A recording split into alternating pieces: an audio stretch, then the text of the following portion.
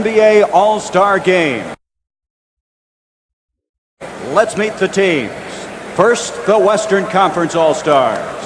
The head coach, making his first appearance in this classic from the Phoenix Suns, John McLeod.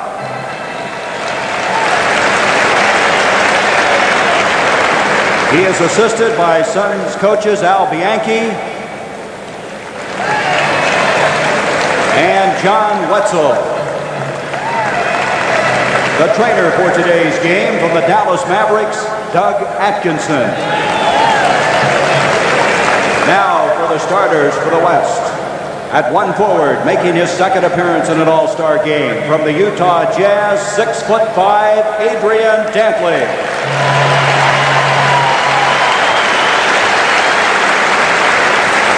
At the other forward, making his first start in his fourth appearance in this classic, from the Phoenix Suns, 6'6", Walter Davis.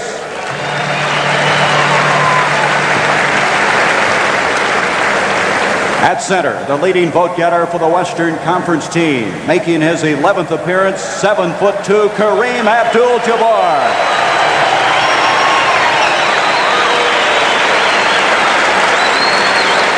At one guard, last year's most valuable player from the San Antonio Spurs, 6'7", George Gervin.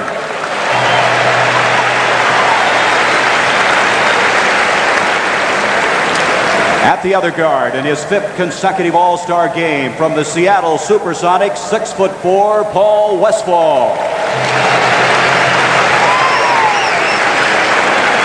Now let's meet the rest of the Western Conference All-Stars. Making his third All-Star appearance from the Kansas City Kings, 6'4", Otis Birdsong.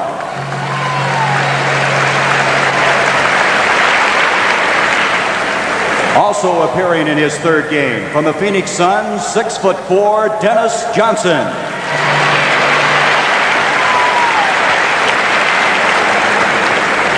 In his fourth straight All-Star game from the Houston Rockets, 6'10", Moses Malone.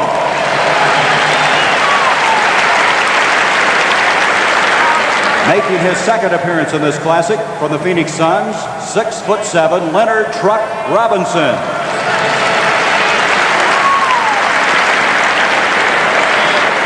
From the Seattle Supersonics, in his third All-Star game in 3 years, 6'11", Jack Sikma.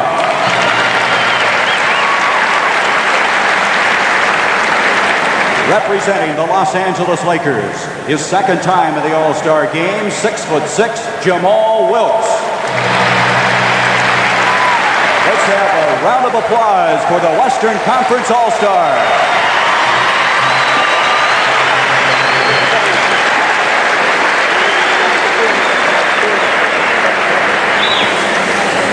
Now the Eastern Conference All-Stars.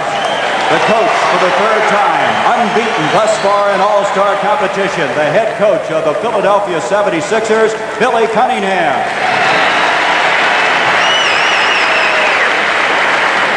His assistants joining him from the 76ers, Jack McMahon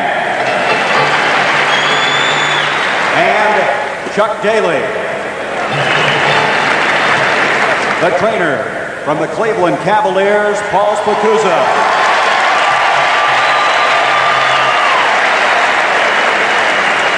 And now let's meet the Eastern Conference players.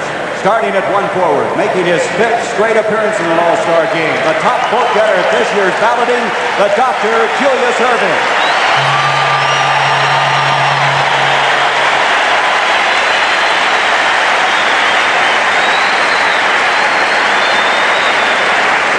At the other forward, voted to the starting team but unable to play due to injury, from the Atlanta Hawks, Dan Roundfield.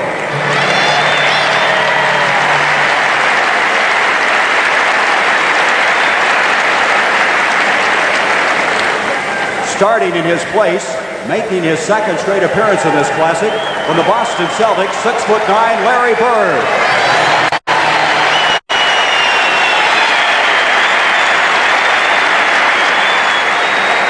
At center, making his first start, his third appearance, from the Chicago Bulls, 7'2", Artis Gilmore.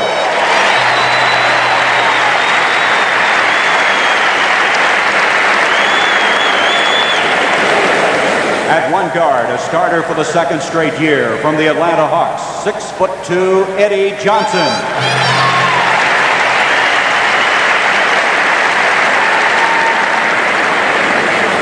At the other guard, making his first appearance ever in an All-Star game from the Chicago Bulls, Reggie Theus.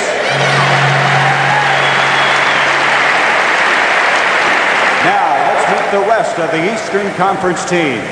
In his second straight All-Star appearance, in his 5th overall from the Boston Celtics, 6'1", Nate Tiny Archibald.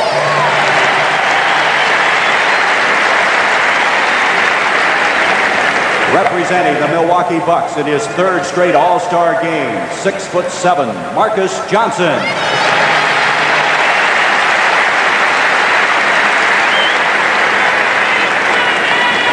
From the Philadelphia 76ers in his 3rd All-Star game, 6'9", Bobby Jones.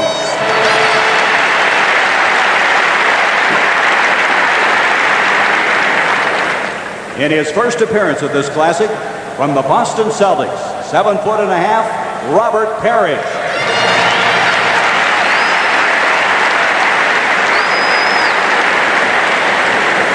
From the New York Knicks, in his 2nd straight All-Star game, 6'5", Michael Ray Richardson. And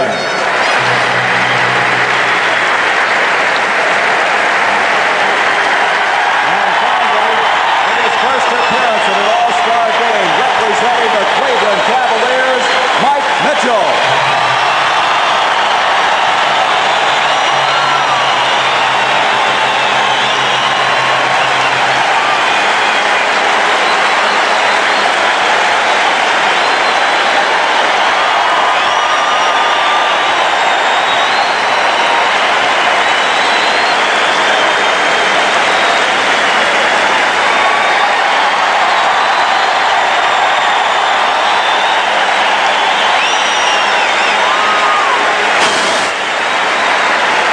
The NBA on CBS.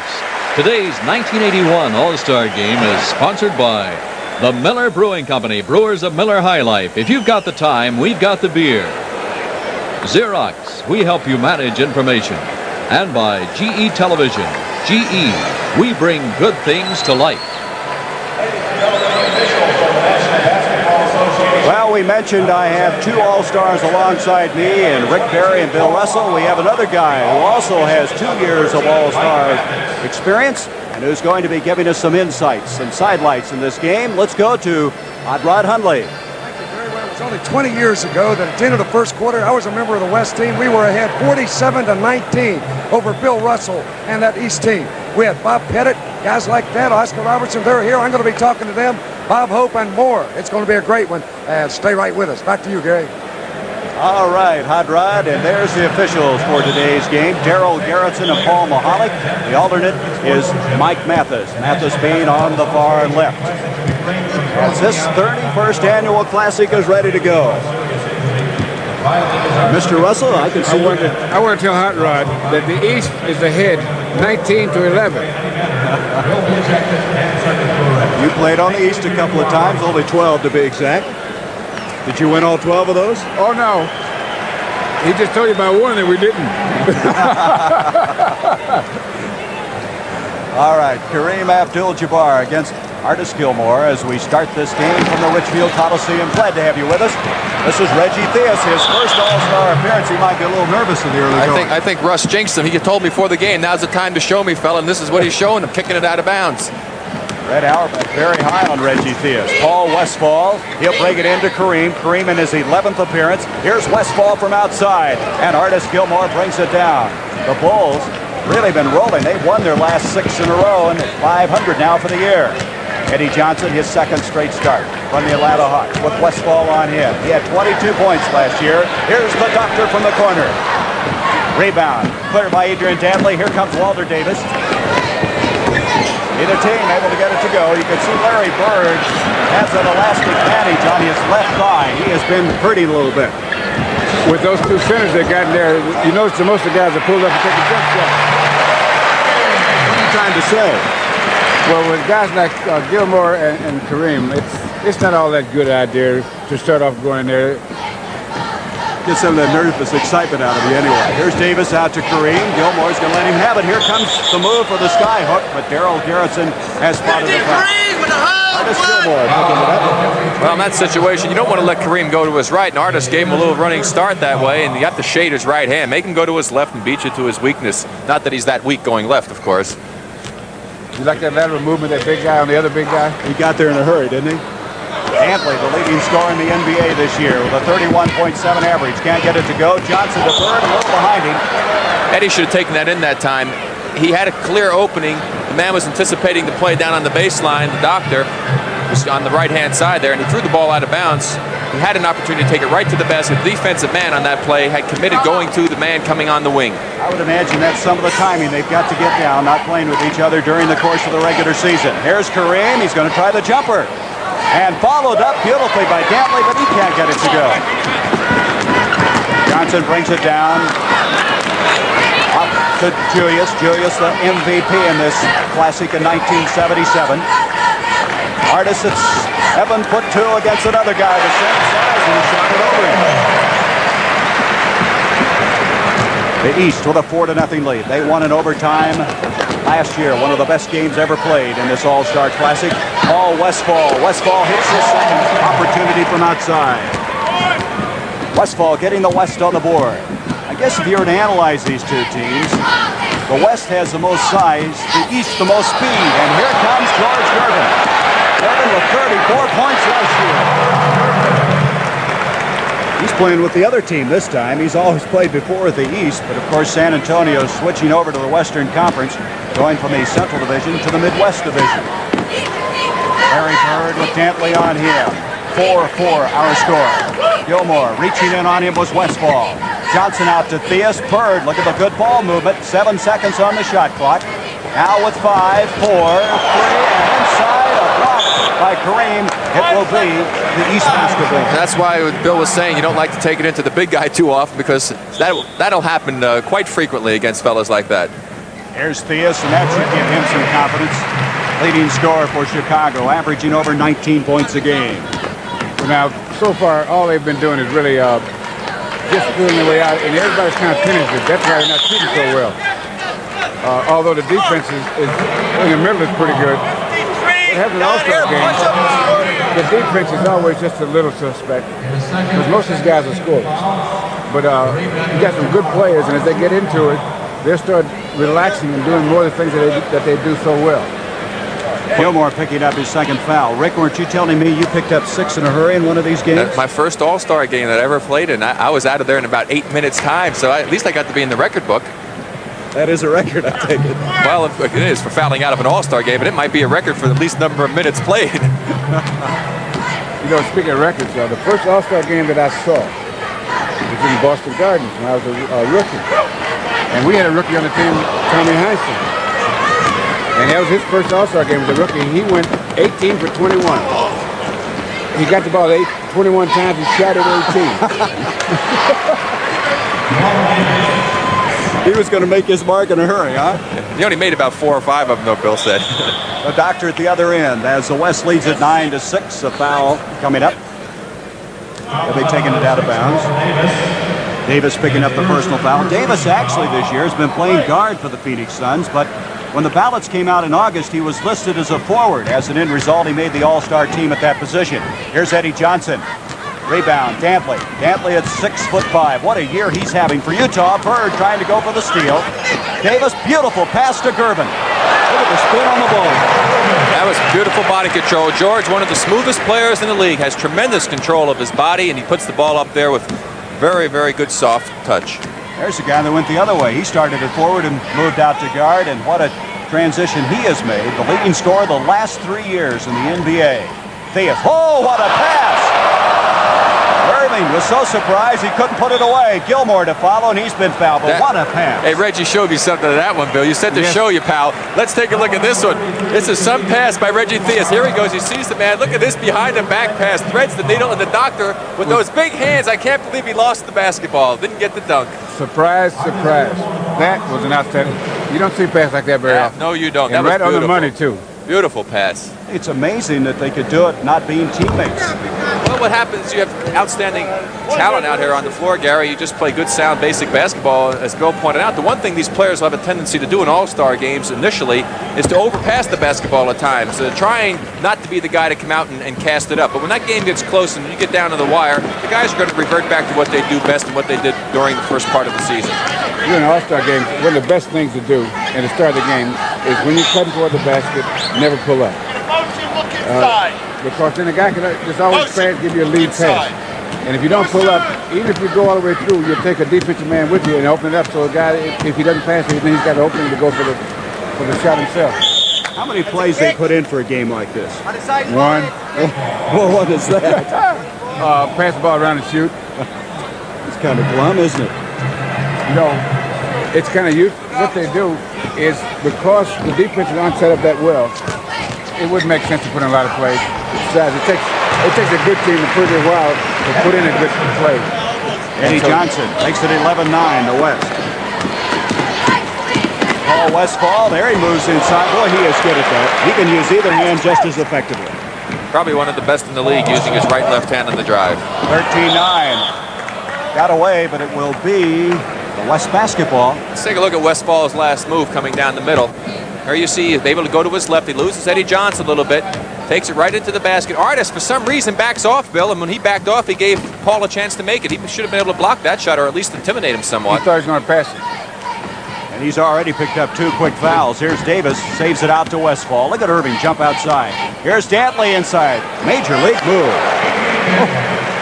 Well, Adrian, for his size, is probably one of the best players in the league, close to the basket on those particular type moves. He doesn't have a lot of height going for him, but great control in close to the basket.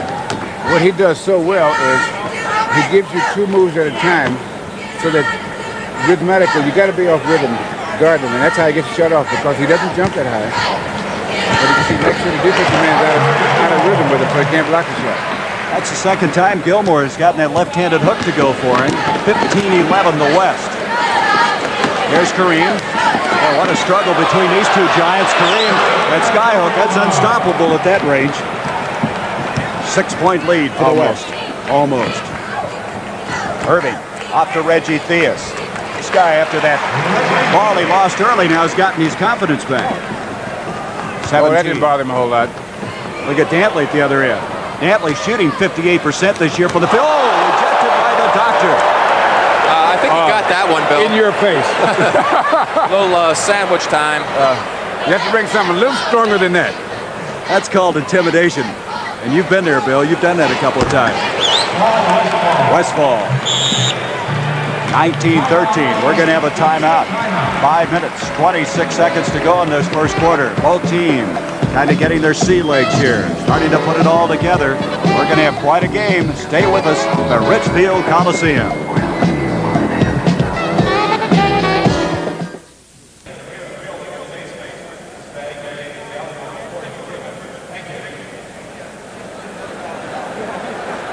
I've been sitting here in the stands and watching you clap for everybody in this game. You must have a favorite player. Yes, I have. I like number 4 in the blue. Why? Oh, I'm happy to be his mother. This is Adrian Dantley. He led the NBA in scoring. You got to be really proud of him. I am, indeed. All right, we'll let you enjoy the game. Back to you, Gary. Okay, Andrade, you probably noticed as we went to that last commercial and came back, we were showing you the MVPs each year of the Classic. We'll be doing that throughout the course of this game. Bill Russell was the MVP a year of 63. Rick Barry in 1967, so you'll be seeing their picture. 13-13. The West leads the East. Kareem brings it down. And broken up by the doctor. Seems to be everywhere, but Westphal comes away. He lost it. Beautiful steal by Eddie Johnson. To Gilmore, and good. Say one thing, Reggie and Artis are really looking for one another. Of course, being teammates, it helps a great deal to know each other's moves. Reggie had a heck of a jump hook there, Bill. That was a fine shot. Didn't go in for him earlier, though. George Gervin. That one did. That one did. That was some sweet move by the Iceman. Great body control again. See how soft he lays it up there, Gary? That's the secret to his success. I lay them up soft, but they don't go in. That's 6 points for George Gervin. Gilmore has 7. You're seeing quite an individual effort on both ends now. Defensively.